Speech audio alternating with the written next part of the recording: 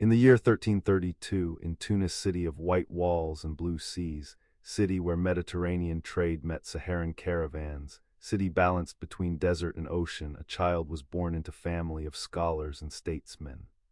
The child was Abd al-Rahman ibn Muhammad ibn Khaldun al-Hadrami. The name carried weight, carried lineage that traced back to Yemen, that claimed descent from companions of the Prophet, that connected him to generations of learning and governance. The family had come to North Africa centuries before, had served in courts, had administered provinces, had navigated the dangerous waters where knowledge met power, where wisdom was valuable but also threatening, where being too clever could mean advancement or could mean death depending on the ruler's mood and the courtier's luck. Ibn Khaldun grew into a world of collapsing certainties. The great age of Islamic civilization, the centuries when Baghdad and Cordoba and Damascus had been centers of learning that preserved Greek philosophy and advanced mathematics and astronomy and medicine, that age was fragmenting. The Mongols had destroyed Baghdad in 1258. Christian kingdoms were reconquering Spain. The unified caliphate that had once stretched from Spain to Central Asia had shattered into competing dynasties, each claiming legitimacy, each struggling for survival, each rising and falling within generations. The world Ibn Khaldun entered was world in flux, was world where permanence was illusion, where what rose in one generation fell in the next, where kings proclaimed eternal rule while their kingdoms dissolved around them. He was educated in the traditional way. Studied Quran and Hadith, studied Islamic law and Arabic grammar, studied logic and philosophy and the transmitted knowledge of generations.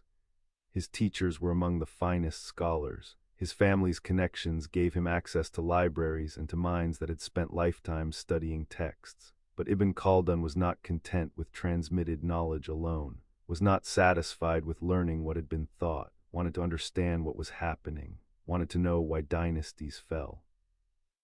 Why some rulers succeeded where others failed, why patterns repeated, why history seemed to cycle through same stages regardless of who was ruling or which dynasty was claiming supremacy.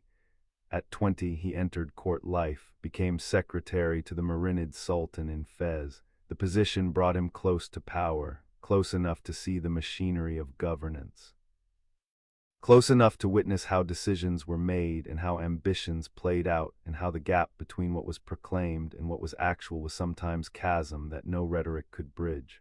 The court was a dangerous place, was arena where advancement came through navigating treacherous alliances, where favor could shift like desert sand, where yesterday's advisor became today's prisoner, became tomorrow's corpse. Ibn Khaldun learned to walk carefully, learned to observe without seeming to judge. Learn to advise without appearing threatening.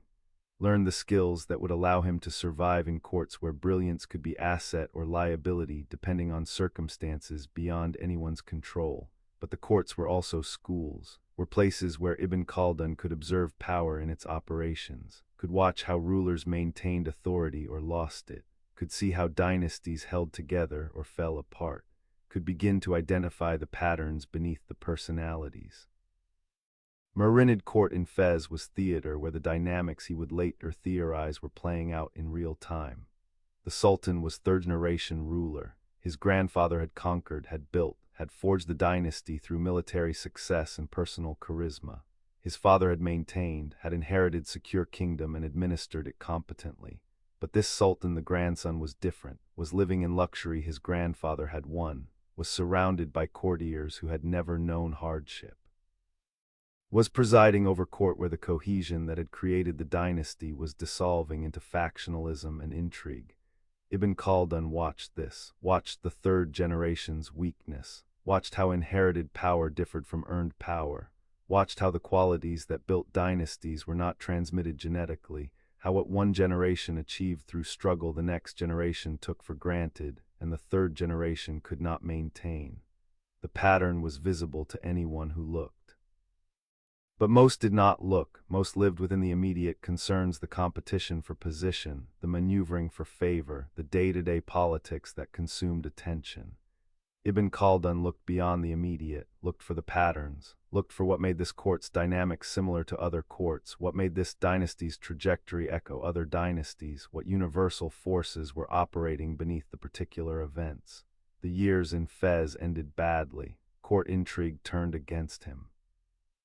He was imprisoned, was released, was exiled. The pattern would repeat throughout his life: advancement followed by fall, favor followed by suspicion, position followed by exile. But each cycle taught him more, taught him about power's precariousness, taught him about how quickly fortune reversed. Taught him that the instability he experienced personally was not unique to him, but was built into the structure of court life, was feature of dynasties in certain stages of their development, was pattern that repeated because it arose from fundamental dynamics of political organization. He moved between courts, served the Hafsids in Tunis, served the Marinids again when circumstances shifted, served the Nasrids in Granada. Each court was different in its particulars, different rulers, different circumstances, different immediate challenges. But each court was same in its fundamentals. Each was following the pattern. Each dynasty was at particular stage in the cycle Ibn Khaldun was beginning to understand. Each ruler was claiming permanence while presiding over temporariness. Each court was theater where the same play performed with different actors. The walking between dynasties was not just physical movement between cities and courts, was intellectual journey, was accumulation of observations, was gathering of data that would eventually crystallize into theory. Ibn Khaldun was not yet writing his masterwork, was still living through the experiences that would make the masterwork possible, was still accumulating the understanding that would allow him to see not just the surfaces of events but the patterns beneath them. The scholar who walked between dynasties, the man who served power while understanding power's transience, the observer who was accumulating wisdom that none of the rulers he served could recognize, the walking between courts that was preparation for writing that would transcend all courts, the beginning of seeing that would eventually become the seeing that changed how humans understand themselves. There comes a moment when the scholar must leave the libraries, when the accumulated books and the transmitted knowledge and the learned debates all reveal their limitations, when understanding requires not more reading but different kind of experience. For Ibn Khaldun, that moment came in the 1370s. He was in his 40s, had spent decades in courts, had read everything worth reading, had debated with finest scholars of his age, but court life had become dangerous. The intrigues had intensified, the suspicions had multiplied. Being too brilliant in court was invitation to be destroyed by those who feared brilliance. Being too close to power was guarantee of eventually being too close to power's fall. So Ibn Khaldun withdrew, left the cities, left the courts, left the libraries and the scholars and the entire world of urban civilization, went to the desert. Went to live among the Bedouin tribes of North Africa, the nomadic peoples who moved through the harsh landscapes at civilization's margins, who lived in tents rather than houses, who herded rather than farmed, who survived through solidarity rather than through the institutions and laws and hierarchies that structured urban life.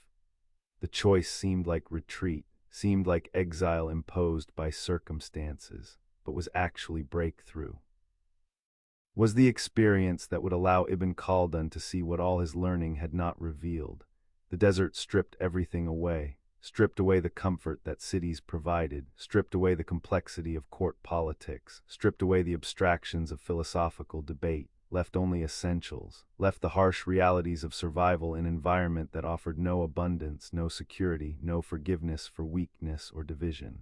The Bedouin lived with this harshness, had adapted to it, had created social organization that allowed them to survive where settled peoples could not. And in their adaptation, in their social structure, in the dynamics of their tribal life, Ibn Khaldun saw something scholars in libraries had never seen, saw the fundamental building blocks of human social organization, saw the dynamics that operated beneath all the complexity of civilization, saw what made groups cohere and what made them divide and what made them strong and what made them weak. He lived with them for 4 years in the desert, 4 years among the tribes, 4 years observing how leadership emerged, how decisions were made, how conflicts were resolved, how the group maintained itself as group. The Bedouin had no books, had no written laws, had no bureaucracies or courts or the institutional structures that urban civilizations depended upon, but they had something else. Had something Ibn Khaldun would name asabiya, a concept that had no perfect translation, that meant something like social cohesion or group solidarity or collective identity or binding force that held the tribe together. The asabiya was not abstract concept, was tangible reality, was the difference between survival and death in the desert. Was what made the tribe strong enough to defend itself, coordinated enough to move when movement was necessary, unified enough to function as single organism rather than as collection of individuals. Ibn Khaldun observed this asabiya carefully, observed how it was strongest among tribes that faced harshest conditions, how the very difficulty of desert life created necessity for absolute solidarity, how no one could survive alone. How the individual's welfare was completely dependent on the group's welfare. How this dependence created binding so strong that individuals would sacrifice themselves for tribe without hesitation. The binding was not enforced, was not maintained through laws or punishments or external authority, was maintained through shared necessity, through kinship, through the understanding that only unity allowed survival and division meant death for everyone. But Ibn Khaldun also observed the limits of asabiya. Observed how it was tribal, how it bound the immediate group but did not extend beyond certain boundaries of kinship and shared history. How tribes might cooperate temporarily but would always prioritize their own tribe's interests. How the very strength of tribal cohesion created barriers between tribes. How scaling up from tribe to larger organization was difficult because the binding that worked at tribal level did not automatically transfer to larger scales. The observation was crucial. Would become foundation of his theory about how dynasties formed and how they dissolved. In the desert, Ibn Khaldun also observed something else, observed the relationship between the nomadic tribes and the settled civilizations, observed how the tribes viewed the cities, viewed them with mixture of contempt and desire. Contempt because city dwellers were soft, were weak, had lost the hardness that desert demanded. Desire because cities had wealth, had comfort, had the abundance that desert life never provided. The contempt and desire created dynamic, created possibility. If tribe could unite sufficiently, if asabiya could be strong enough, if leadership could harness the solidarity for conquest rather than just for survival, then the tribe could conquer the city, could take what the soft city dwellers could no longer defend, could establish themselves as rulers over the settled peoples. Ibn Khaldun saw this pattern in history, saw how repeatedly the nomadic peoples had conquered civilizations. How the Mongols had swept across Asia, how Arab tribes had burst out of Arabia to conquer empires. How again and again throughout history the pattern repeated, hard peoples from margins conquering soft peoples from centers, nomadic warriors defeating urban armies, tribal solidarity overwhelming civilizational complexity. The pattern was not accident, was not random historical events, was structural. Was result of the dynamics Ibn Khaldun was observing directly in the relationship between the Bedouin tribes and the North African cities. The years in the desert taught what books could not teach, taught through lived experience rather than through transmitted knowledge, taught through observation of actual social dynamics rather than through abstract philosophical categories. The desert was Ibn Khaldun's laboratory, was where theory was born not from speculation but from seeing. Was where the patterns that would fill the Muqaddimah first became visible not as ideas but as realities lived by the Bedouin and observed by the scholar who had come from cities to learn what cities could not teach. The silence of the desert was teaching, was stripping away all the noise and complexity and accumulated tradition to reveal the fundamentals, was creating space for insight that required silence. Was allowing Ibn Khaldun to see with clarity that urban life's constant stimulation would have prevented. The desert that taught silence, the years among the Bedouin, the observation of asabiya in its pure form, the understanding of how solidarity creates strength and how strength can conquer civilization and how the conquest will eventually destroy the very solidarity that made it possible, all learned in the desert, all seen in the harsh clarity that only desert provides, the the seeing. The birth of understanding, the desert's gift. In 1375, Ibn Khaldun withdrew to a fortress. The place was called Khalat ibn Salama, a castle perched in what is now western Algeria, a structure built for defense that would become vessel for different kind of permanence. He was 43 years old, had walked through courts of 4 different dynasties, had served as secretary and diplomat and advisor and judge, had survived imprisonments and exiles and the constant dangers of proximity to power. Had spent 4 years among the Bedouin learning what books had not taught, had accumulated experiences and observations and understanding that pressed against the boundaries of existing knowledge, that demanded expression, that could no longer be contained within the role of courtier or diplomat or even scholar in traditional sense. The castle became hermitage. Became the cell where transformation would occur, transformation of experience into theory, transformation of observation into systematic explanation, transformation of the lived knowledge gained through decades of walking between dynasties and years in the desert into written work that would establish foundations for entirely new ways of understanding human society. The withdrawal was deliberate, was chosen. Was recognition that what Ibn Khaldun now understood required isolation to articulate properly, required freedom from the demands and distractions of court life, required space where the mind could work without interruption, where the patterns could be traced across centuries of history without needing to attend to tomorrow's political crisis or next week's diplomatic mission. The castle provided this space, was refuge, was sanctuary.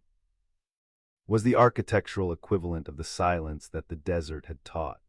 The rooms where Ibn Khaldun worked were simple, were furnished with the minimum necessary for scholarly labor, writing materials, manuscripts of historical chronicles, oil lamps for the hours after sunset when much of the writing happened. The simplicity was intentional, was stripping away of everything extraneous to the work, was creation of environment where nothing interfered with the flow from mind to hand to page. He wrote in Arabic, wrote in the language of scholarship and of prayer, the language whose grammar had been studied and systematized by centuries of grammarians, whose poetry had reached heights that made every writer conscious of literary tradition. But Ibn Khaldun was not writing poetry, was not writing in the ornate style that court culture valued, was writing something new, was writing analysis, was writing explanation. Was writing in prose that prioritized clarity over beauty, that valued precision over rhetoric, that aimed to make visible the patterns beneath historical events rather than to celebrate or commemorate those events. The work emerged in sections. The Muqaddimah, the introduction, came first, was originally conceived as introduction to larger historical work, to universal history that would chronicle events from creation to Ibn Khaldun's present, but the introduction grew. Expanded beyond its original purpose, became work in itself, became 7 volumes that would establish an entirely new approach to understanding human society.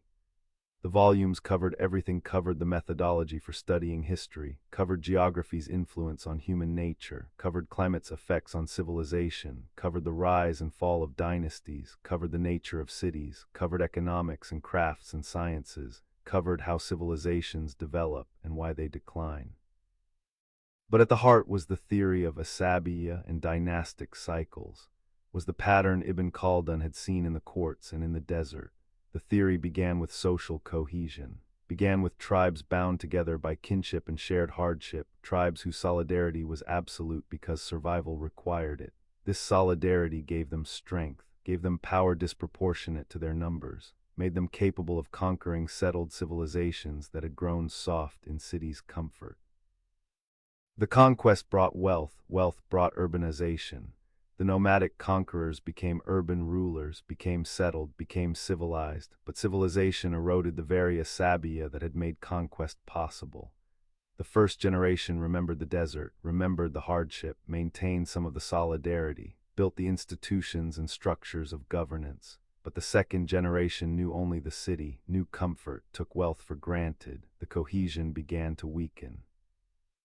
The third generation was fully urbanized, was soft, the asabiya was fading. The fourth generation could not maintain what had been built. The dynasty was hollow, was vulnerable to the next group of nomadic warriors whose asabiya was still strong. The cycle would begin again, would repeat, would continue forever because it was built into the fundamental dynamics of how human societies function. Ibn Khaldun wrote this theory with the confidence of someone who had seen it operating across centuries of Islamic history, who had witnessed it in the courts he had served, who understood it through the observations he had made among the Bedouin. But he also wrote it knowing it would be controversial, knowing that it challenged traditional ways of understanding history. Traditional historical writing treated events as unique, treated each dynasty as individual story of particular rulers making particular choices, treated rise and fall as matters of personal virtue or divine favor or random fortune. Ibn Khaldun's theory said no, said that dynasties rose and fell according to patterns that operated regardless of individual virtue, that followed rhythms more powerful than any ruler's choices, that made the fall inevitable once certain conditions were met. The writing was lonely work, was work done in isolation. Was scholar working through arguments without immediate interlocutors, developing theory without feedback, creating new framework without community of fellow theorists to refine or challenge the ideas. The loneliness was necessary, was condition for the breakthrough, was the price of seeing differently. Ibn Khaldun could not have written the Muqaddimah while serving in court, could not have developed his theory while navigating the politics of urban scholarly life, needed the castle's isolation, needed the freedom from others' expectations and demands, needed the space where the mind could follow its own logic without constraint.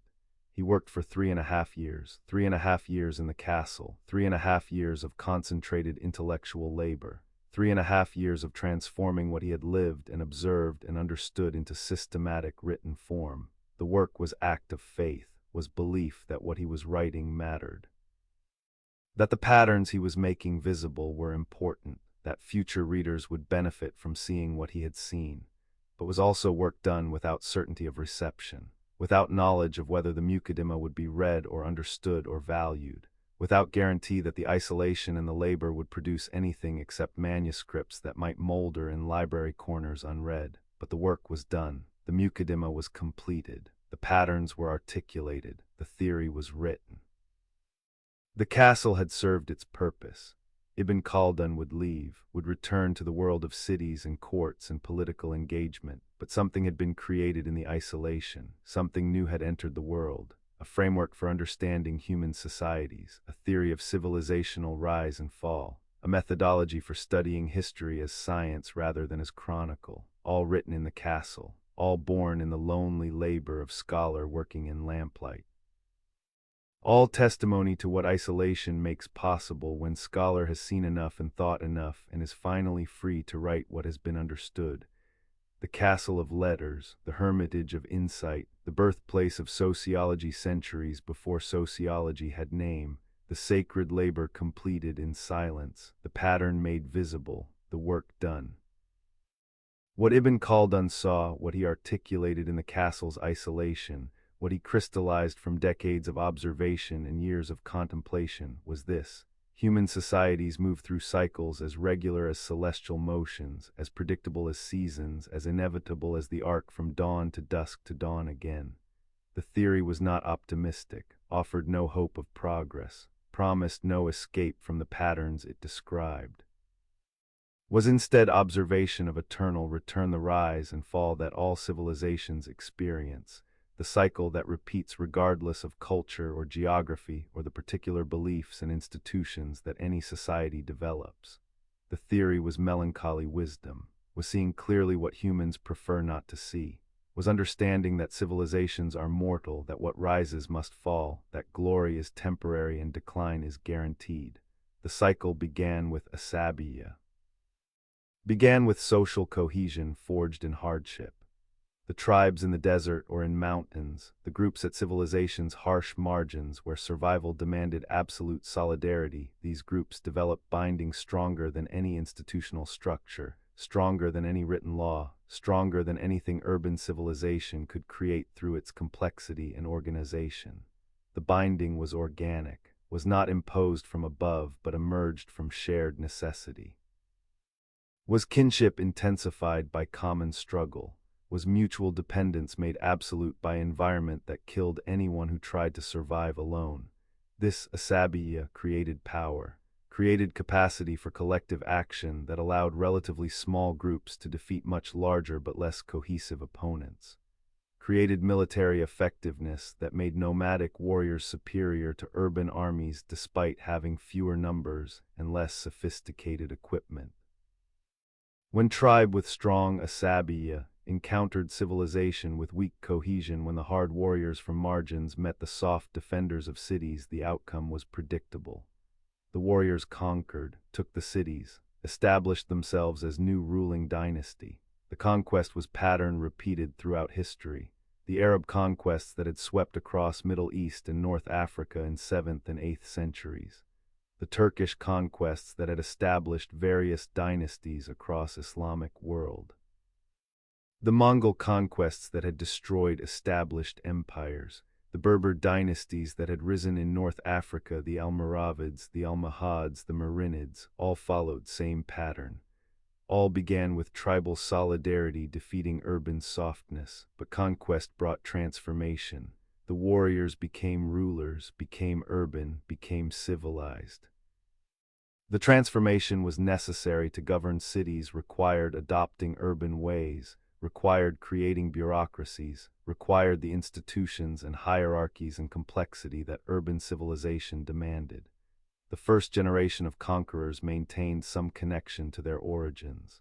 The leaders remembered the desert or mountains, remembered the hardship, remembered what had made them strong, built effectively because they still carried the asabiya that had made conquest possible. Established the institutions of governance, created the structures that would administer the territory they had conquered, set foundations for the dynasty. The second generation inherited but began to forget, were born in palaces rather than in tents, were raised in urban comfort rather than in desert hardship, knew of their origins through stories rather than through lived experience. The connection to the tribal asabiya was weakening. Not gone, they still identified with their lineage, still drew on family networks, still maintained some of the cohesion, but the absolute necessity that had created the solidarity was absent. They lived in abundance, lived in security that their fathers had won. The softening had begun. Not visible yet in obvious weakness, but present in subtle ways in the tendency toward luxury, in the divisions that emerged within the ruling family, in the distance growing between rulers and the tribal base that had brought them to power. The third generation knew only the city, knew only comfort, had no memory even second-hand of the desert's harshness, took their position as natural, took the wealth and power as birthright rather than as achievement earned through their grandfathers' struggles. The asabiya was dissolving. The cohesion that had made the dynasty possible was being replaced by factional divisions, by competition between different branches of the ruling family, by the breakdown of solidarity into individual ambition. The dynasty was maintained now through force and bureaucracy rather than through genuine unity. The third generation ruled, but ruled increasingly through coercion rather than through the organic authority that comes from group cohesion. The fourth generation could not even maintain what was left. The asabiya was gone, the dynasty was hollow, was shell kept functioning through habit and institutional momentum but lacking the vital force that had created it.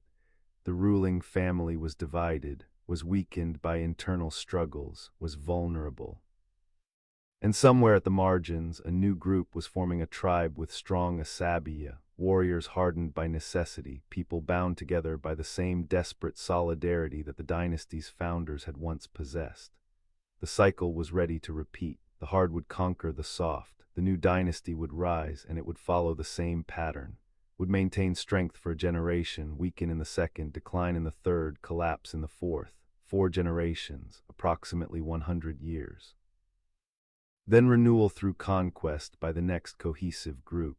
The theory explained what Ibn Khaldun had observed in the courts, explained why the Marinid sultan he had served was weak despite his grandfather having been strong, explained why dynasties claiming eternal rule lasted only generations, explained the pattern of rise and fall that characterized Islamic history, explained why the conquering became the conquered, why the strong became weak, why power was always temporary. But the explanation offered no solution, offered no way to break the cycle. The theory described the pattern but did not suggest the pattern could be escaped. The Asabiya would always erode in cities, the generations would always forget, the dynasty would always fall, the cycle would always continue. This was the melancholy at the theory's heart, was recognition that civilizations contain their own dissolution, that the very success that brings glory guarantees eventual collapse. That the city which represents civilization's highest achievement is also tomb where civilization goes to die. That luxury which is goal of all economic development is also poison that destroys the social cohesion necessary for society's survival.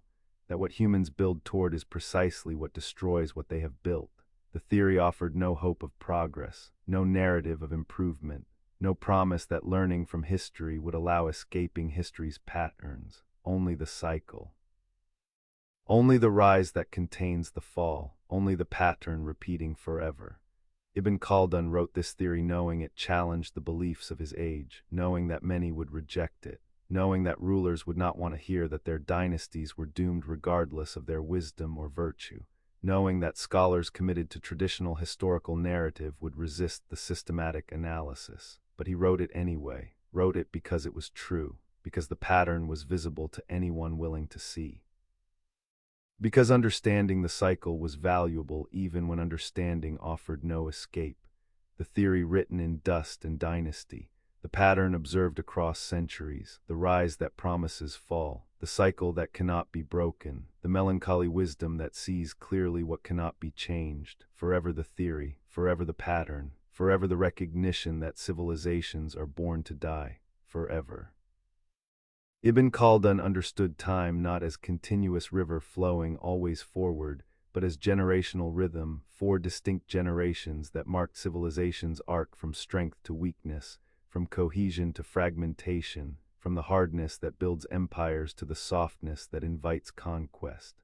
The 4 generations were not abstract categories, were observations drawn from watching dynasties across Islamic history. Were pattern visible in the rise and fall of the Umayyads and Abbasids, visible in the trajectory of the Berber dynasties of North Africa, visible in every conquest and consolidation and collapse that Ibn Khaldun had studied or witnessed. The generations were destiny, were the mechanism through which the cycle operated, were the human reality of Asabiya's inevitable erosion. The first generation remembered everything, remembered the desert or mountains where the tribe had lived before conquest. Remembered the hardship that had created absolute necessity for solidarity, remembered the battles fought to establish the dynasty, remembered what it cost to build what they now governed. This generation was strong because memory kept the Asabiya alive. The leaders of first generation knew that their power came from unity, knew that division would mean vulnerability, knew that maintaining cohesion was not abstract principle but practical necessity. They governed with the memory of struggle still fresh, with the understanding that what had been won could be lost, with the awareness that their position was achievement rather than birthright. The first generation built the institutions of governance, built the administrative structures needed to rule conquered territories, built the cities and fortifications and infrastructure that would characterize the dynasty. Built with the energy and discipline and focused purpose that came from still remembering why building mattered. The building was not just physical, was also cultural, establishing legitimacy, creating symbols of power, patronizing scholars and poets who would celebrate the dynasty's achievements, weaving the narrative that would justify their rule to themselves and to those they governed. The first generation understood that power required more than force. Required creating the frameworks legal, religious, cultural that would make their authority seem natural rather than merely imposed.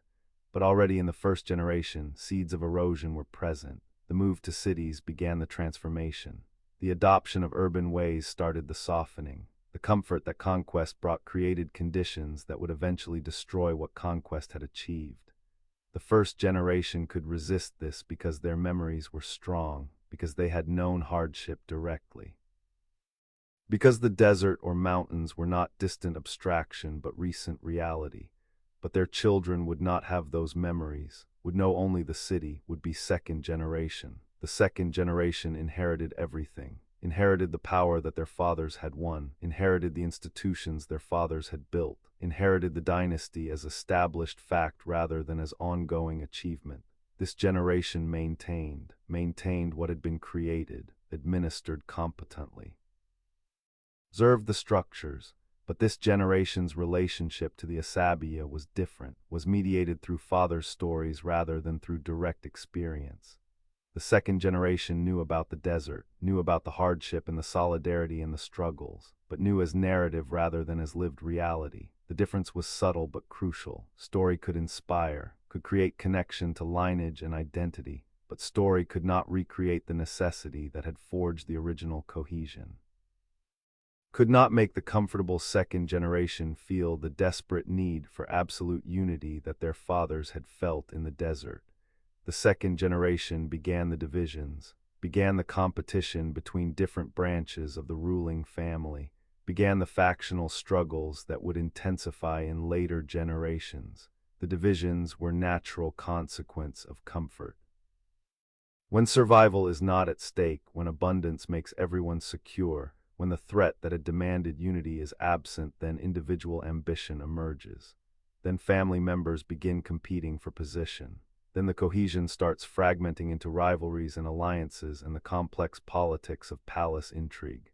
The second generation could still manage these divisions, could still maintain overall unity even while internal competition intensified, but the tendency was established. The erosion had begun. The third generation knew only luxury, knew only the city, knew only the comfort and abundance and security that their grandfather's conquest had made possible. For the third generation, power was birthright, was natural state of affairs, was not something achieved through struggle but something inherited as right. This generation's connection to the tribal Asabiya was purely formal, was identity claimed but not felt, was lineage acknowledged but not lived. The third generation were fully urbanized, were sophisticated, were cultured, were everything that civilization represented, but were weak in the way that civilization breeds weakness, lacked the hardness of the first generation, lacked even the partial connection of the second generation, had only the forms without the substance. The third generation maintained appearances, maintained the dynasty through institutional momentum and through the structures built by earlier generations. But beneath the surface, cohesion was gone. The ruling family was divided into factions constantly competing. The connection to the tribal base, to whatever remained of the original conquering people, was broken. The third generation ruled through force and through the bureaucratic machinery of state, ruled through bought loyalty and through the habit of obedience that earlier generations had established, but ruled without the organic authority that comes from genuine unity. The dynasty was hollow. Was performance of power without power's substance. The fourth generation could not even perform competently, was generation so removed from the origins that the forms themselves were degrading.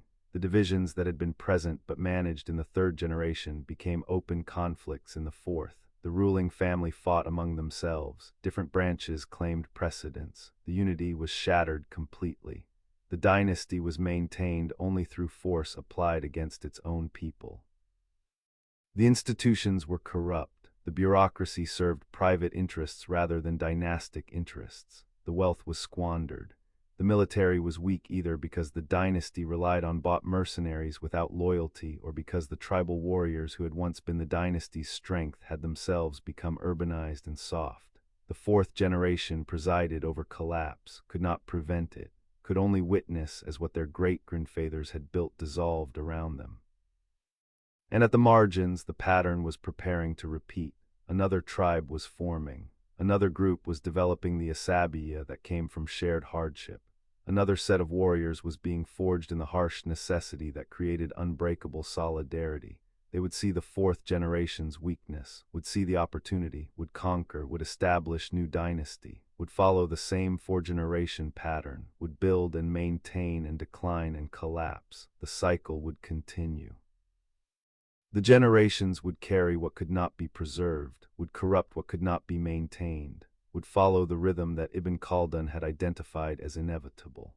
The four generations were tragedy, were the mechanism of civilization's mortality, were the reason why what rises must fall, why empires are temporary, why dynasties last only centuries at most, were the human reality of the theory, were how the pattern actually operated in time. The first generation that remembered.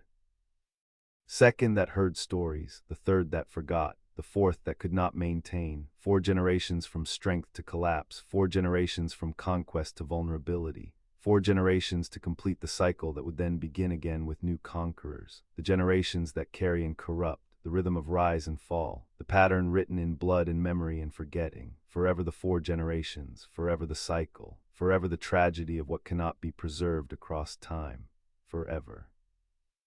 Ibn Khaldun understood cities as paradox, as both culmination of civilization and beginning of civilization's end, as places where human achievement reached highest expression and where the qualities that made achievement possible began to dissolve.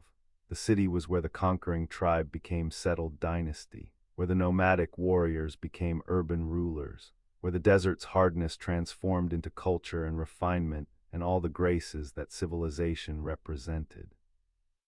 But the city was also where Asabiya went to die, where the social cohesion forged in hardship's necessity eroded in abundance's comfort, where the solidarity that had made conquest possible dissolved in luxury's solvent. The city was tomb dressed as palace, was the beautiful dying of everything that had made beauty possible. The city offered everything, offered markets where goods from across the known world could be purchased, offered mosques and madrasas where learning flourished, offered bathhouses and gardens and the physical comforts that nomadic life could never provide, offered culture, poetry and music and art and philosophy, and all the refinements that humans created when freed from survival's immediate demands, offered security walls and guards and the protection that allowed people to live without constant vigilance, offered specialization, the ability to focus on craft or scholarship or trade without needing to also hunt or herd or fight. The city was achievement. Was what humans built toward, was the goal that justified all the struggle that made cities possible. Ibn Khaldun had lived in the greatest cities of his age, had lived in Fez, where the Marinid sultans patronized scholars and built magnificent architecture, had lived in Tunis, where Mediterranean trade met African caravans and where the blend of cultures created sophistication that desert tribes could never achieve. Had lived in Granada, last Muslim kingdom in Spain, where art and poetry flourished even as Christian kingdoms advanced. Had lived in Cairo, largest city in Islamic world, where the Mamluk Sultanate commanded wealth and power that made Cairo center of trade and learning and political authority. He knew cities intimately, knew their attractions, knew their achievements, but he also knew what they destroyed. The destruction was subtle, was not dramatic collapse but gradual erosion. The city eliminated the necessities that had created Asabiya. In the desert, survival required absolute cooperation, required the tribe to function as unity, required everyone to contribute and everyone to defend and everyone to accept that individual welfare depended entirely on collective welfare. But in the city, survival was individual achievement. Food came from markets through exchange of money rather than from collective hunting or herding. Shelter was individual house rather than temporary camp. Defense was city's walls and hired guards rather than tribes' warriors. The necessity that had bound people together was absent. The city created divisions, created social hierarchies based on wealth and occupation, created neighborhoods where different classes lived separately, created distinctions that desert life had not allowed between merchant and scholar and craftsman and laborer, between wealthy and poor, between powerful and powerless. The divisions were natural consequence of specialization and economic development, were inevitable in complex urban society, but the divisions eroded the egalitarianism that had characterized tribal life, created distances between people who had once been bound by kinship and necessity, created the fragmentation that weakened cohesion. The city cultivated luxury, cultivated desire for comfort and refinement, and the accumulation of possessions that nomadic life could never allow. The cultivation was not moral failing, was not corruption of character, was simply what abundance made possible. When survival is no longer struggle, when food is plentiful and shelter is secure and danger is distant, then humans naturally seek comfort, naturally desire to improve their material conditions, naturally accumulate what scarcity had prevented accumulating. The luxury was sign of success, was proof that the dynasty had achieved its goals, but luxury was also poison. Was the condition that made people soft, that made them unwilling to endure hardship, that made them vulnerable to the next group of warriors who still knew hunger and danger and the hardness that created strength. Ibn Khaldun saw this erosion in every city he inhabited, saw in Fez how the Marinid court grew increasingly refined while the dynasty's military power weakened. Saw how the rulers who had conquered through tribal solidarity now relied on hired mercenaries who fought for pay rather than for kinship. Saw how the palace politics grew more complex even as the political power grew more fragile. Saw courtiers who dressed in silk while the dynasty's foundations crumbled. Saw the gap growing between the luxury of urban life and the harsh realities that the dynasty's enemies still lived with. Saw that the city was creating the conditions for the dynasty's fall. The pattern was visible across Islamic history. The Umayyad Caliphate that had conquered empires through Arab tribal warriors had grown soft in Damascus, had been overthrown by the Abbasids who brought fresh warriors from the margins. The Abbasids had built Baghdad into perhaps the greatest city the world had known, had presided over golden age of Islamic culture, but had themselves grown soft, had been conquered by peoples from the steppes who still knew hardness. The pattern repeated. The Almoravids from the Sahara had conquered softened North African kingdoms, had established their capital in Marrakesh, had themselves grown soft and been conquered by the Almohads who came from the Atlas Mountains. The Almohads had built, had created culture and architecture, had themselves grown soft and fragmented. The cycle continued. The city was always the setting for softening, was always where the dynasty lost what had made it strong, but the city was also where civilization flourished, where the arts and sciences advanced, where knowledge was preserved and transmitted, where humans created beauty and meaning that nomadic life could not support. The city was not simply negative in Ibn Khaldun's analysis, was not merely the place where strength died, was also the place where civilization achieved its purposes, where the wealth generated by agriculture and trade supported the scholars and artists whose work justified the entire edifice of social organization.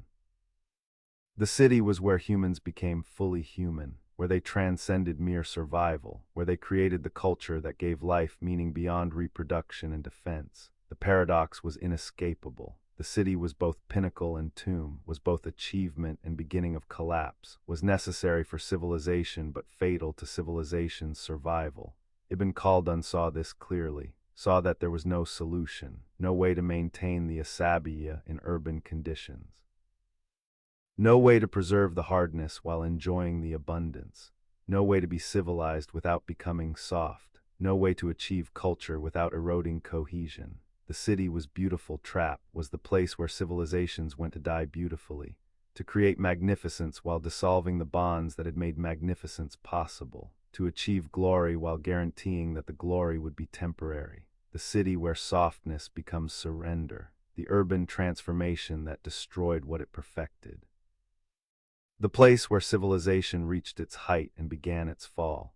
The beautiful tomb, the cultured weakness, the luxury that was poison, the achievement that contained its own undoing. Ibn Khaldun walked through these cities knowing what they were, knowing their beauty and their doom, knowing that they represented both the best and the worst of human social organization, knowing that they could not be avoided and could not be maintained. Forever the cities, forever the paradox, forever the place where civilization died beautifully. Forever the softness that became surrender, forever. Before Ibn Khaldun, history was chronicle, was recording of events in sequence. Was listing of kings and their reigns and battles fought and treaties signed, was genealogy of dynasties, was catalog of who succeeded whom and how succession was achieved and what major events marked each ruler's tenure. The chronicles were valuable, preserved information, maintained record of what had happened, allowed later generations to know their past, but the chronicles did not explain. Did not ask why events unfolded as they did not search for patterns beneath the sequence of occurrences, did not question whether the traditional narratives were accurate or whether alternative explanations might better account for what had actually happened. History was transmission, was accepting what previous historians had written and adding new information to the accumulated record, was not analysis, was not critical examination, was not science. Ibn Khaldun transformed this. Transformed history from passive recording to active investigation, transformed the chronicler's role from transmitter to analyst, transformed the study of past from mere preservation to systematic explanation. The transformation was revolution, was creating entirely new way of approaching historical knowledge, was establishing methodology that would not be matched in European scholarship until centuries later. Was founding what we now call sociology and historiography and social science, was creating these disciplines before the disciplines had names, before the concepts even existed in the scholarly vocabulary of his age. The method began with skepticism, began with questioning, began with refusing to accept traditional accounts simply because they had been transmitted by respected authorities. Ibn Khaldun read the chronicles, read the histories that previous scholars had written. Read the accounts of dynasties and conquests and great events, but he read critically. Read asking whether the reported events were plausible, whether the claimed causes made sense, whether the numbers reported could be accurate, whether the explanations offered for why things happened were actually explanatory or were merely descriptive. The skepticism was radical, was challenging the entire edifice of transmitted historical knowledge, was suggesting that much of what had been accepted as factual might be legendary, might be exaggerated, might be explained incorrectly even when the basic events had actually occurred. The critical reading produced examples that became famous in the Muqaddimah. Ibn Khaldun examined claims about ancient empires, about vast armies numbering in the millions, about single rulers commanding territories so large that governing them would have been logistically impossible given the technology and communication systems of the time, about events that violated basic principles of social organization or of human nature or of practical possibility. He demonstrated that many of these claims could not be accurate, that the armies could not have been as large as claimed because feeding and organizing such forces would have been impossible, that the territories could not have been governed as described because administration required resources that did not exist, that the events could not have happened as narrated because they contradicted what Ibn Khaldun understood about how societies actually function. But the skepticism was not mere debunking, was not simply identifying errors in traditional accounts, was based on positive theory, was grounded in Ibn Khaldun's understanding of social dynamics, of how human societies organize themselves, of what is possible given the constraints that all civilizations face. The theory provided framework for evaluation, allowed Ibn Khaldun to assess claims based on whether they conformed to the patterns he had identified. If a chronicle claimed that a dynasty maintained strong central authority for 10 generations, Ibn Khaldun knew this was implausible because his theory showed that dynasties weakened after 4 generations. If a chronicle claimed that a ruler maintained absolute power without strong asabiyyah, Ibn Khaldun knew this contradicted the basic dynamics of political authority. The theory was tool for historical criticism, was method for distinguishing plausible from implausible, for separating what likely happened from what was legendary accretion. The method also included systematic analysis of causation.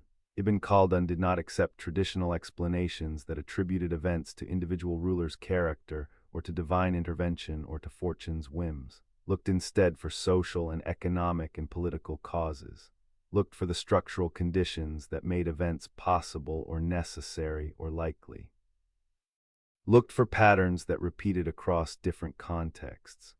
If a dynasty fell, Ibn Khaldun did not attribute the fall to the last ruler's incompetence or to God's judgment or to bad luck, looked instead at the generational cycle, at the erosion of asabiyyah, at the structural weaknesses that had been building through generations. Found causes not in individual actions or supernatural intervention, but in the social dynamics that operated regardless of individuals' intentions or divine will. The analysis extended to economic factors. Ibn Khaldun understood that political power depended on economic resources, that taxation required productive economy, that dynasties needed revenue to maintain armies and bureaucracies, that overtaxation could destroy the economic base that made taxation possible.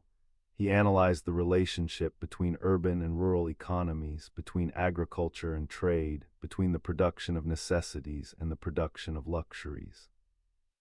Understood that economic development followed patterns, that civilization's growth created conditions for economic complexity, that economic decline accompanied political collapse.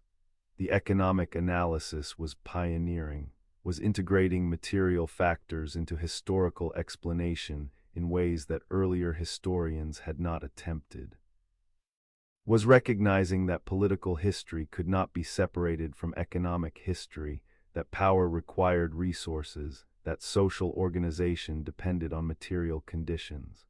The method also addressed geography's influence. Ibn Khaldun understood that climate affected human societies, that societies in harsh environments developed different characteristics than societies in abundant environments. That geography shaped what was possible, shaped trade routes and military strategy, and the types of economic organization that could develop.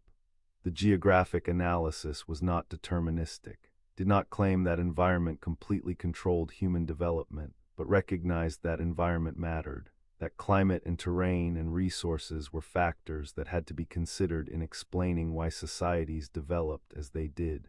The methodology was systematic, was not random collection of critical observations but coherent approach to historical knowledge.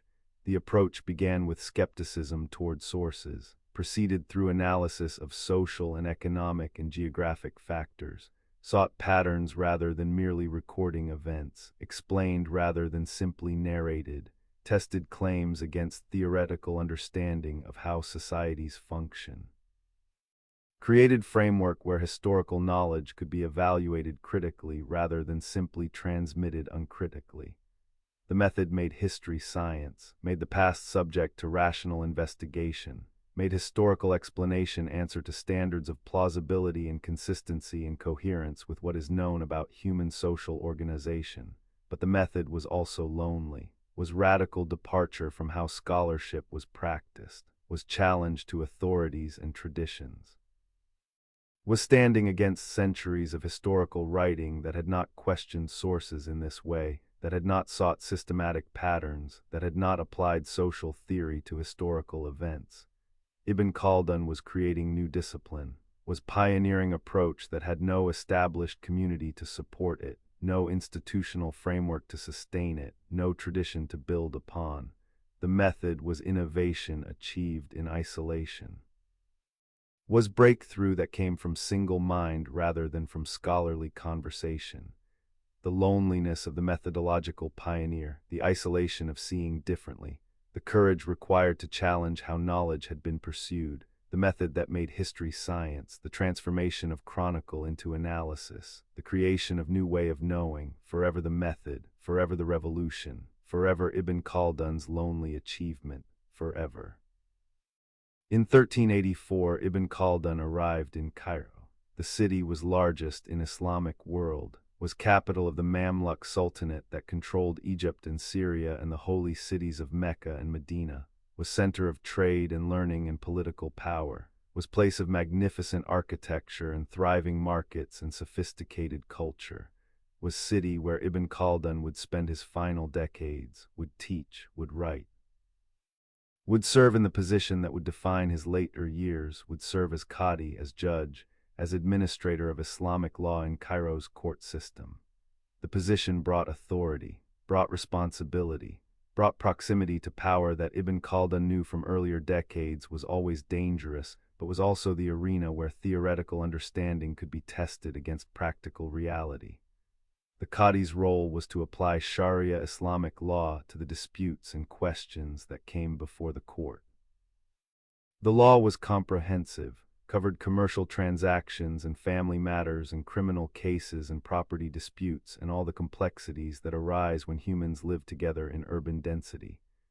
The law had been developed over centuries, had been systematized by generations of jurists, had established principles and precedents that guided how judges should rule. The Qadi was not legislator, was not creating new law, was applying established law to specific cases, was interpreting when interpretation was necessary, was rendering judgment when judgment was required.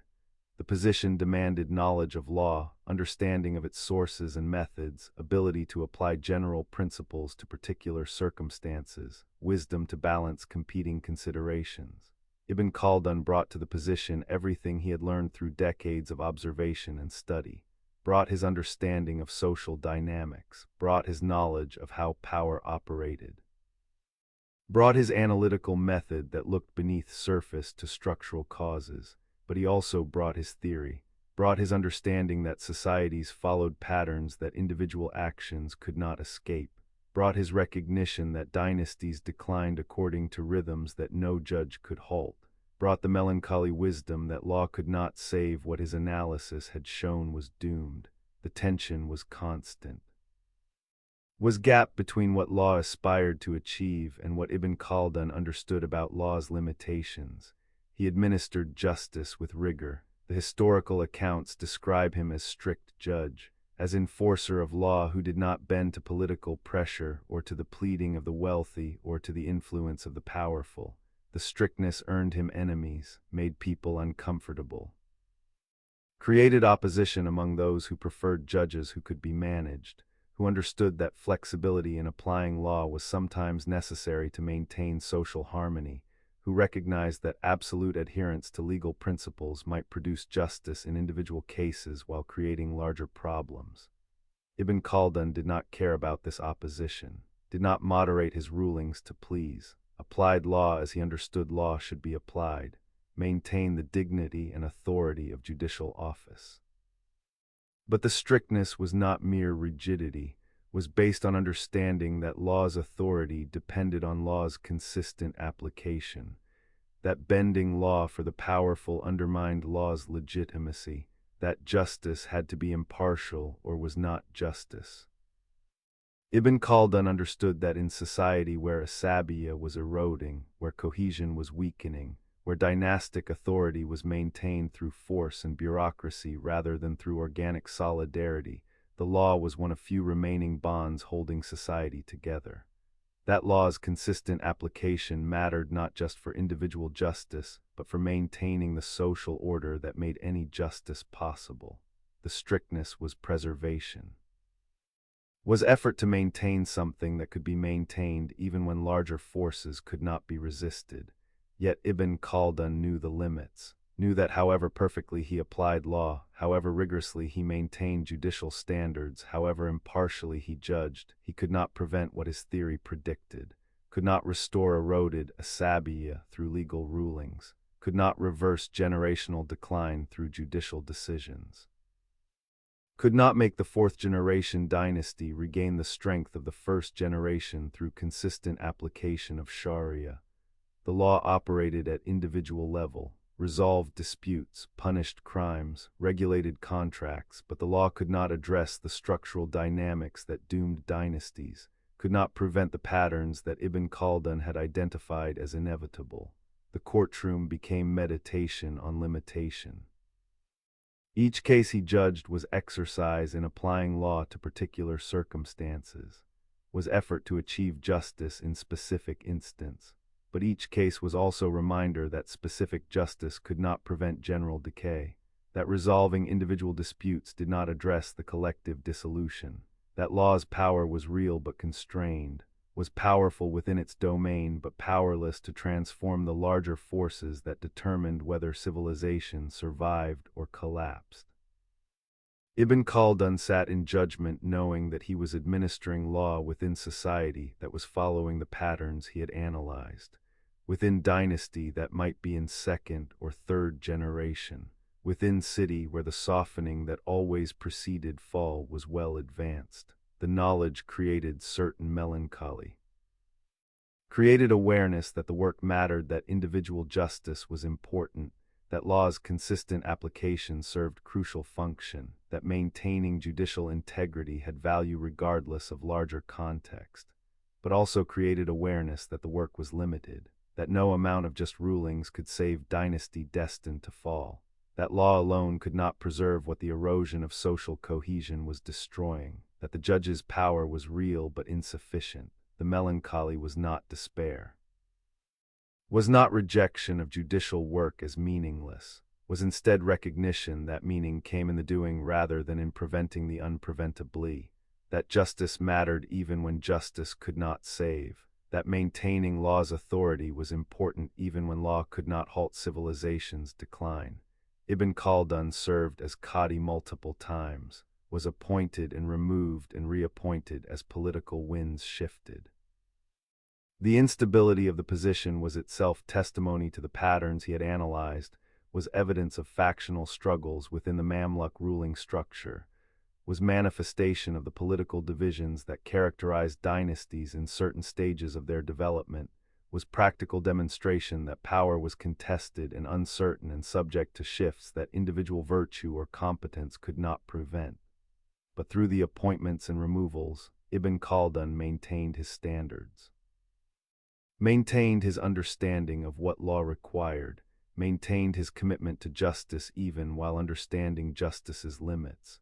The judge who understood justice's limits, the administrator of law who knew law could not save, the Qadi who applied Sharia rigorously while recognizing that no amount of legal rigor could prevent the patterns his theory described, the courtroom as meditation on power and powerlessness. The rulings that achieved individual justice while knowing individual justice could not prevent collective collapse. The work that mattered within its domain while understanding the domain's boundaries. The melancholy wisdom that did what could be done while knowing what could not be done. The judge, the limits, the service offered without illusion that service could save. Forever the tension, forever the awareness, forever the doing of what could be done within the understanding of what could not be prevented. Forever the judge who knew, forever. Ibn Khaldun lived among manuscripts, spent his life among the accumulated written knowledge of Islamic civilization. The libraries of his age were magnificent, were repositories where centuries of scholarship were preserved in careful script. In Fez, the Cairawian library held texts on theology and law and philosophy and history. In Tunis, the libraries contained works by scholars from across the Islamic world. In Granada, the libraries preserved knowledge even as Christian reconquest advanced. In Cairo, the libraries were perhaps richest of all, contained manuscripts from all the conquered territories, contained the scholarship of centuries, contained everything that had been thought and written and transmitted across the generations that had built Islamic civilization. The libraries promised permanence, promised that what was known would be preserved, that wisdom would be transmitted across time, that each generation could build on previous generations' achievements, that knowledge would accumulate, that understanding would deepen, that human intellectual achievement would not be lost but would be maintained through careful copying of manuscripts, through teaching of students, through the institutional structures that sustained scholarly communities. The libraries were monuments to human hope, hope that thought mattered, that ideas could survive their thinkers, that writing could overcome death, that civilization could preserve itself through texts even when political structures collapsed. Ibn Khaldun knew these libraries intimately, had studied in them, had read the chronicles and legal texts and philosophical treatises that filled their shelves, had absorbed the knowledge that generations had accumulated, had built his own work on foundation of what previous scholars had written. The Muqaddimah was possible only because the libraries existed. Only because Ibn Khaldun had access to historical chronicles that allowed him to identify patterns across centuries.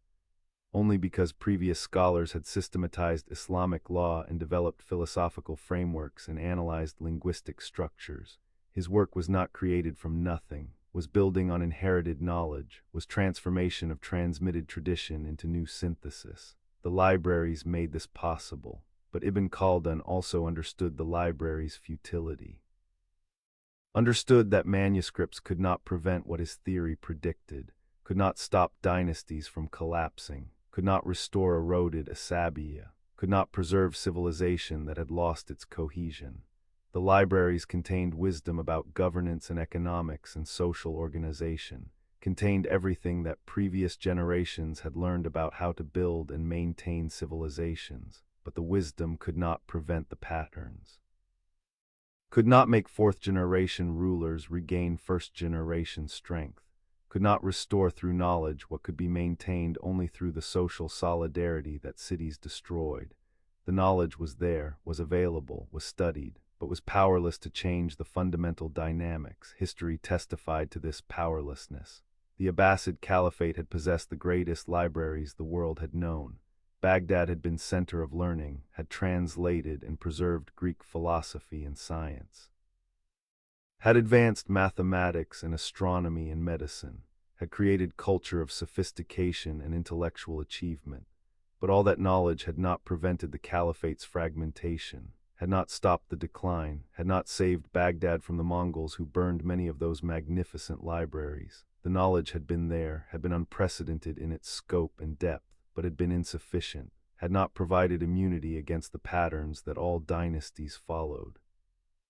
Ibn Khaldun himself added to the libraries, wrote the Muqaddimah and the larger historical work it introduced, wrote with care for posterity, wrote hoping that future readers would benefit from the patterns he had identified and the method he had developed, wrote intending that his manuscripts would be copied and distributed and studied, was contributing to the accumulated wisdom, was preserving in writing what he had understood through experience and observation.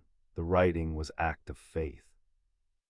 Was belief that knowledge mattered despite knowing knowledge could not prevent, that understanding was valuable despite understanding not changing the fundamental patterns, that making visible what had been invisible was worthwhile even when visibility did not provide control.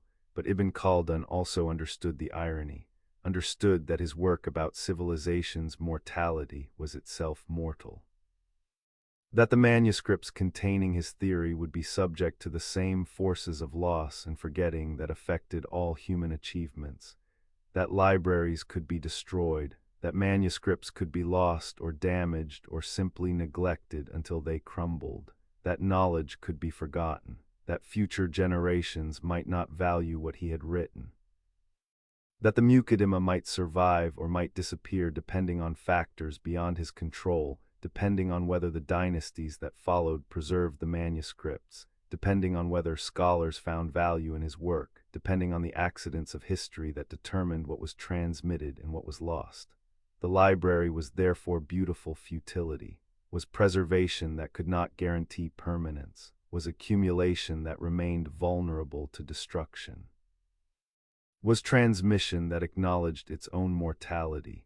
The scholars who built the libraries knew this at some level, knew that fire or conquest or simple neglect could destroy in moments what had taken centuries to accumulate, but built the libraries anyway, copied the manuscripts anyway, transmitted the knowledge anyway. The work mattered despite the uncertainty.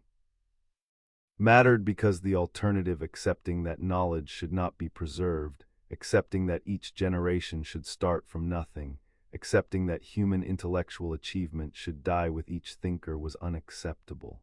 Better to preserve knowing preservation might fail than to not preserve at all. Ibn Khaldun sat in the libraries surrounded by this paradox, surrounded by manuscripts that testified to human brilliance and to human transience, surrounded by the accumulated knowledge that had not saved the civilizations that created it, surrounded by wisdom that had been preserved but had not prevented. The manuscript spoke of glory, spoke of achievements, spoke of understanding and analysis and the intellectual triumphs of previous generations. but the manuscripts also spoke of forgetting, spoke of how what one generation knew the next generation might not value, spoke of how knowledge that seemed essential could become peripheral, spoke of how the very civilizations that created the libraries could collapse, leaving the libraries orphaned, could disappear, leaving the manuscripts as only testimony to what had been. The library of everything that would be forgotten, the manuscripts that promised permanence while acknowledging mortality, the knowledge that could not save, the preservation that could not prevent, the beautiful accumulation that remained vulnerable. Ibn Khaldun understanding both the value and the limits. Understanding that writing mattered while knowing writing could not change the patterns. Understanding that the Muqaddimah should be written while knowing the Muqaddimah would not prevent future dynasties from following the same cycles. The library, the manuscripts, the accumulated knowledge, the beautiful futility, the necessary work done without illusion that work was sufficient, the preservation attempted despite uncertainty of outcome, forever the libraries, forever the manuscripts. Forever the knowledge that could not save what it explained, forever the beautiful feudal transmission, forever. On a day in 1405, the earth moved beneath Cairo.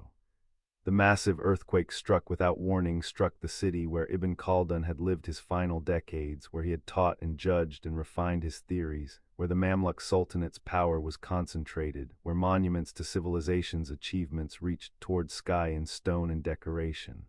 The shaking was violent, was fundamental disruption of the stability that cities depend upon. Buildings collapsed, minarets fell.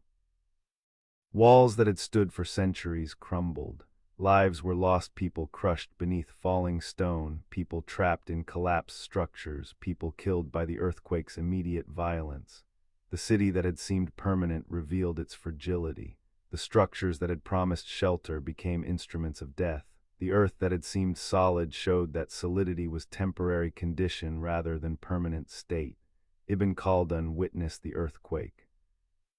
Witnessed at 73 years old, in the final year of his life, this physical manifestation of everything his theory had described. The earthquake was not metaphor, was actual disaster, was real event with real casualties and real destruction, but was also lesson, was demonstration that extended beyond the immediate damage, was reminder that nothing built by humans is permanent. That all structures, whether physical buildings or social organizations or dynasties or civilizations, rest on foundations that can fail. That stability is always provisional, that collapse is always possible, that the earth itself is subject to forces that care nothing for human arrangements. The earthquake confirmed what Ibn Khaldun had spent lifetime understanding about human societies, that what rises can fall, that what seems secure can be destroyed suddenly. That foundations that appear solid can reveal their vulnerability without warning, that the difference between standing and collapse can be matter of moments, that confidence in permanence is always misplaced because nothing is permanent. The physical earthquake literalized the theoretical earthquakes. Ibn Khaldun had analyzed the collapses of dynasties, the falls of civilizations, the transformations from stability to chaos that repeated throughout history, according to patterns his theory had identified. The earthquake also revealed something about causes. The building collapse was not result of moral failure, was not punishment for sins, was not divine judgment on the wickedness of Cairo's population, was instead result of physical forces, the movement of Earth's crust, the stresses that accumulate and release, the geological processes that operate according to natural laws regardless of human virtue or vice. The physical earthquake had physical causes, was understandable through natural philosophy. Was not mysterious divine intervention but explicable natural phenomenon. Ibn Khaldun's analysis of social collapse was analogous. The dynasties did not fall because rulers were wicked or because God was punishing them. Dynasties fell because of social forces, the erosion of asabiyyah, the generational decline, the softening that cities produced. The social earthquakes had social causes, were understandable through analysis. Were not mysterious but were explicable according to patterns that operated regardless of individual virtue. But the earthquake also demonstrated limits of understanding. Understanding the physical causes did not allow preventing earthquakes. Understanding the geological processes did not protect buildings from collapse. Knowledge was valuable, allowed explanation, allowed making sense of what had happened, but knowledge did not provide control, could not prevent the earth from moving, could not keep the buildings standing. The analogy to social collapse was again evident. Ibn Khaldun's theory explained why dynasties fell, identified the patterns, made visible the social forces that operated beneath political events, but the theory did not allow preventing the falls. Understanding the causes did not provide control over the outcomes. The knowledge brought clarity but not prevention. Cairo after the earthquake was lesson in impermanence. The damage was extensive, required rebuilding, required clearing away collapsed structures and constructing new ones, required acknowledging that what had seemed permanent had been temporary, required accepting that future earthquakes would come, required living with awareness that the ground beneath was not as solid as it appeared, that stability was gift that could be withdrawn, that all human construction was vulnerable to forces beyond human control. The city would rebuild, would repair the damage, would construct new buildings on the same foundations where old buildings had fallen, would resume the life that earthquake had interrupted, but would resume with awareness that had not existed before, would rebuild knowing vulnerability. Ibn Khaldun in his final year watching the rebuilding, watching Cairo recover from the earthquake while understanding that the larger patterns continued, that the Mamluk Sultanate was following its own trajectory, was dynasty in certain stage of development, was society where Asabiya was eroding, was civilization where the softening that preceded collapse was advancing. The physical earthquake had damaged buildings, but the social forces that Ibn Khaldun had analyzed were damaging the civilization itself. The buildings could be rebuilt, the Asabiya could not be restored, the generational decline could not be reversed. The patterns would continue regardless of repair work, the earthquake as culmination, as physical demonstration in Ibn Khaldun's final year of everything his theory had articulated, the shaking that made visible what analysis had made intelligible, the collapse that showed in stone what happened repeatedly in dynasties, the rebuilding that paralleled the cycles, renewal, new dynasty rising where old dynasty had fallen, new buildings constructed where old buildings had collapsed, the pattern continuing despite the destruction, perhaps because of the destruction. The earthquake that shook Cairo's dreams, that revealed instability beneath apparent stability, that demonstrated fragility beneath assumed strength, that showed in moments what Ibn Khaldun had understood through decades, the trembling, the collapse, the revelation.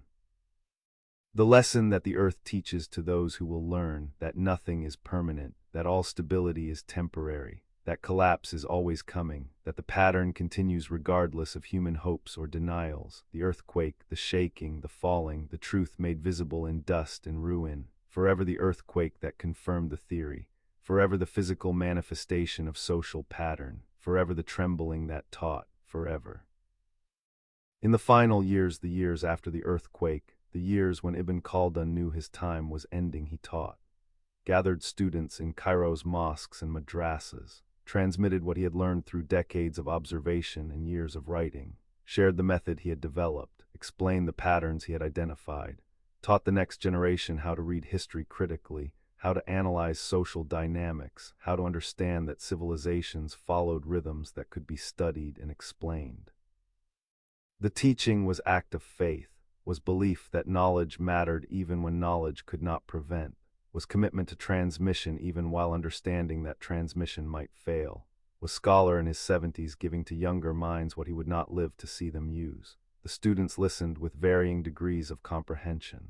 Some grasped the revolutionary nature of what Ibn Khaldun had achieved, understood that his method represented fundamental break with how history had been studied, understood that his theory of Asabiya and dynastic cycles offered explanation for patterns that previous historians had merely described, understood that the Muqaddimah was not just another historical work but was foundation for entirely new approach to understanding human societies. These students became transmitters, would carry Ibn Khaldun's ideas forward, would copy his manuscripts, would teach their own students, would ensure that the work survived beyond its creator's lifetime.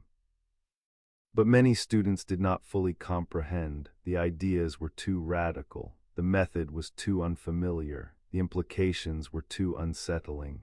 Traditional scholarship valued transmission of established knowledge, valued commentary on authoritative texts, valued maintaining connection to scholarly lineage. Ibn Khaldun was offering something different, was offering systematic analysis rather than commentary, was offering theory rather than transmitted tradition, was offering method that questioned authorities rather than deferring to them.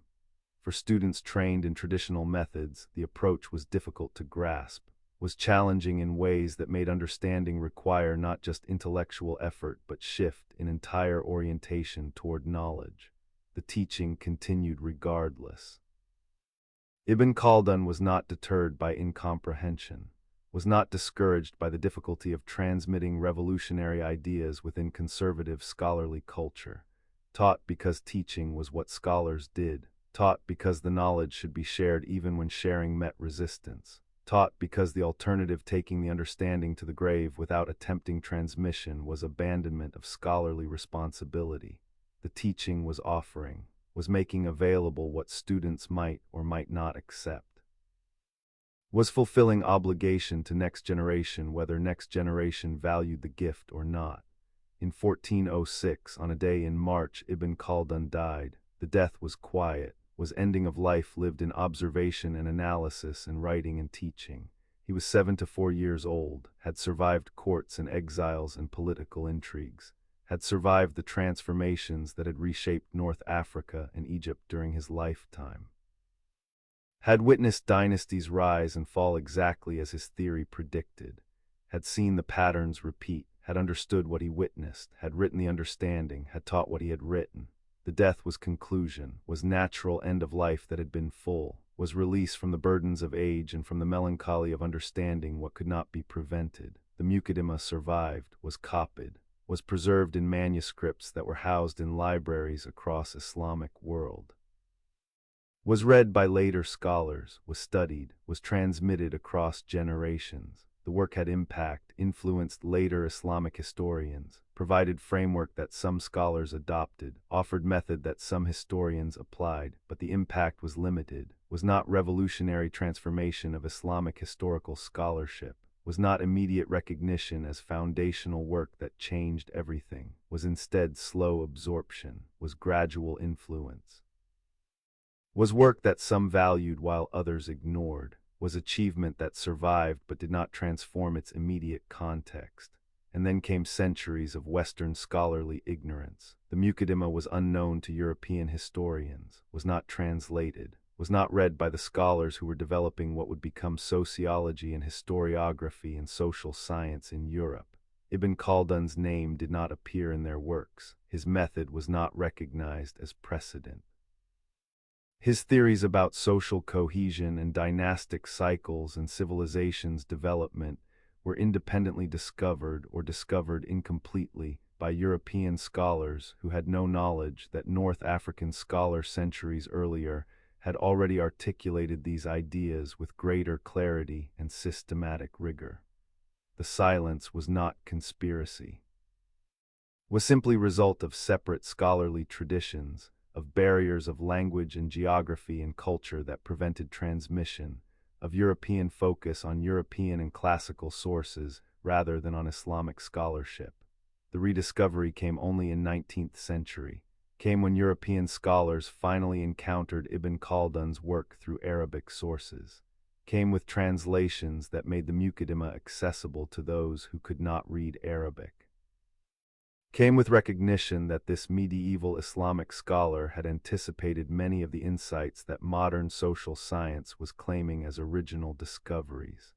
The recognition was belated, was acknowledgement centuries after the fact, was scholarly community finally understanding what Ibn Khaldun had achieved, was admission that the foundations of sociology had been laid long before European sociology emerged, was recognition that the scientific study of history had been pioneered in 14th century North Africa rather than in 19th century Europe. but the belatedness of recognition did not diminish the achievement, did not make the Muqaddimah less revolutionary because its revolution was not immediately recognized, did not make Ibn Khaldun's method less pioneering because it took centuries for pioneers to be acknowledged. The work existed, the theory was articulated, the method was developed. The patterns were identified. All this happened in the 14th century regardless of when 20th century scholars finally acknowledged it. The achievement was real even when recognition was delayed. The breakthrough occurred even when the breakthrough's significance took centuries to be understood. The silence after death was both tragedy and testimony. Was tragedy because Ibn Khaldun did not live to see his work's full impact, because the recognition he deserved came centuries too late.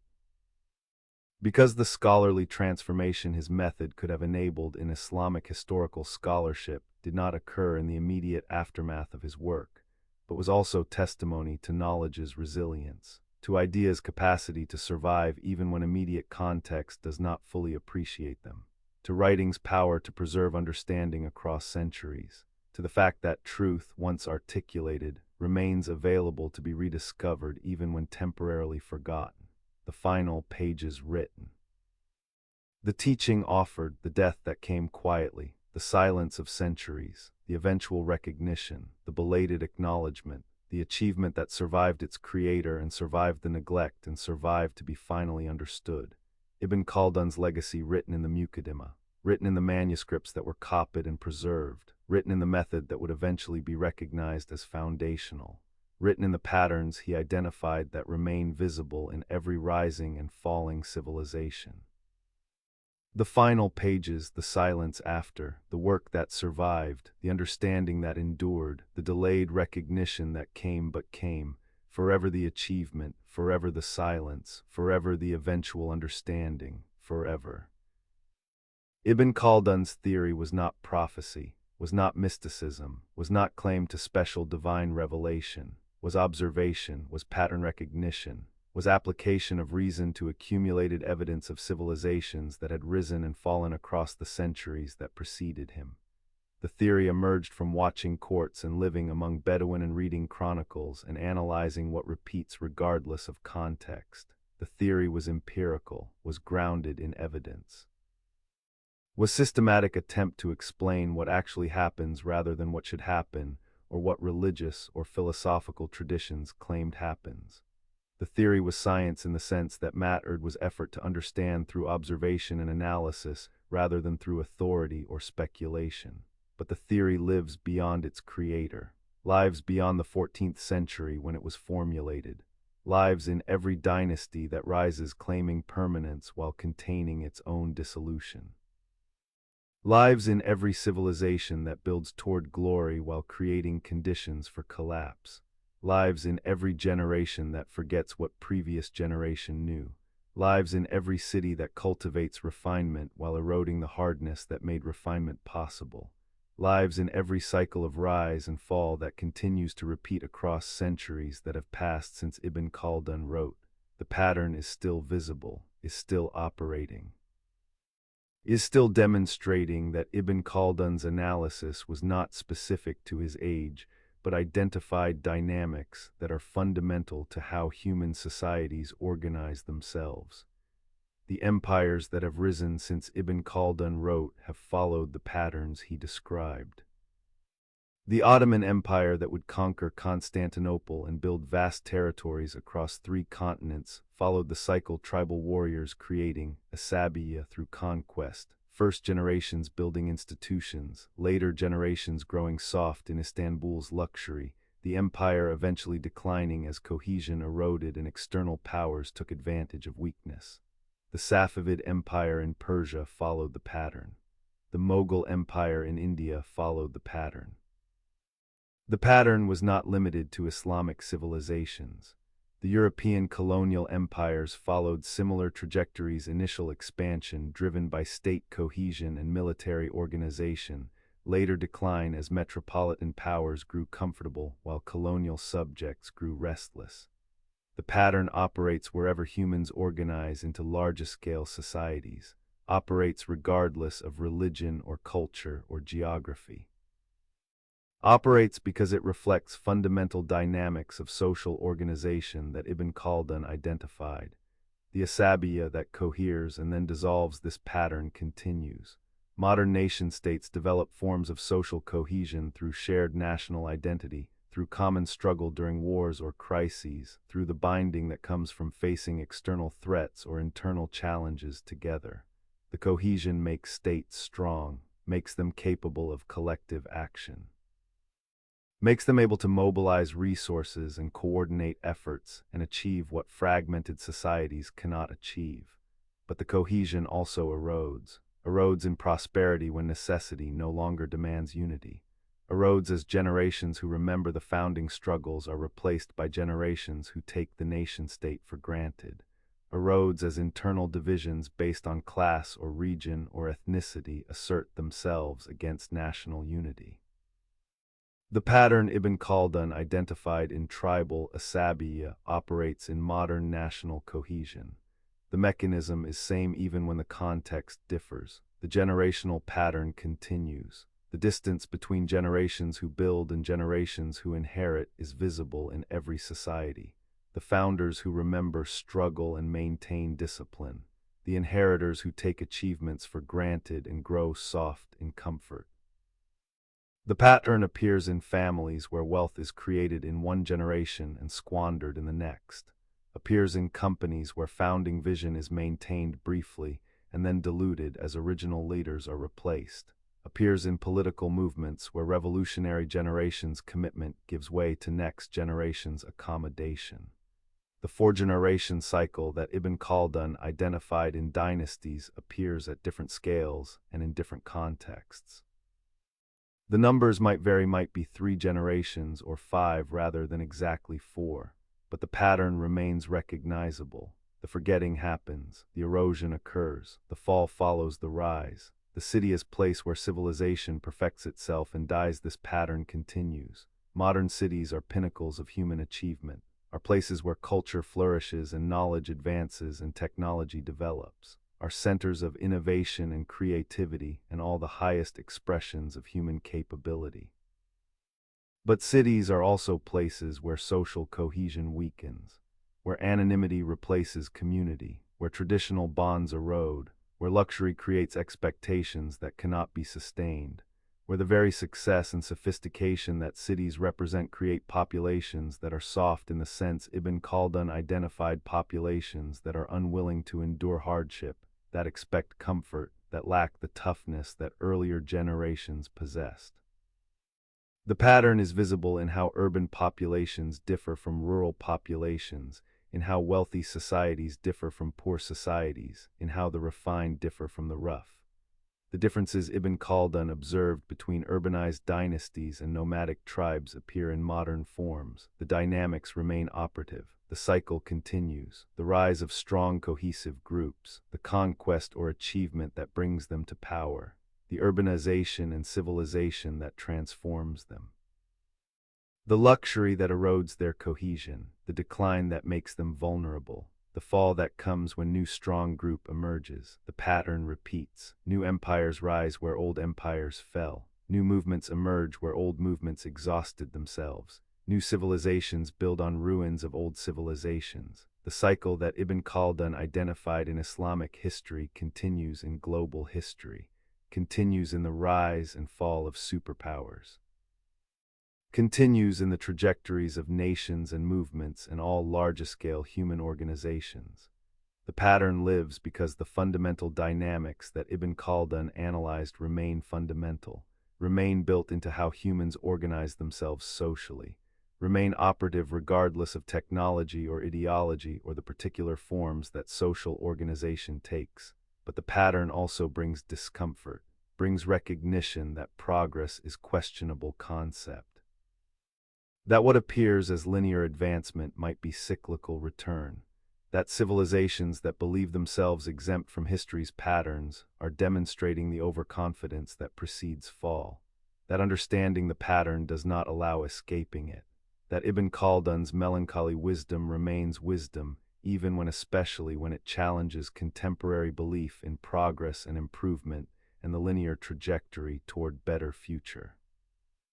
The pattern suggests that what humans build eventually falls, that glory is temporary, that decline follows achievement, that the cycle continues regardless of hopes or denials.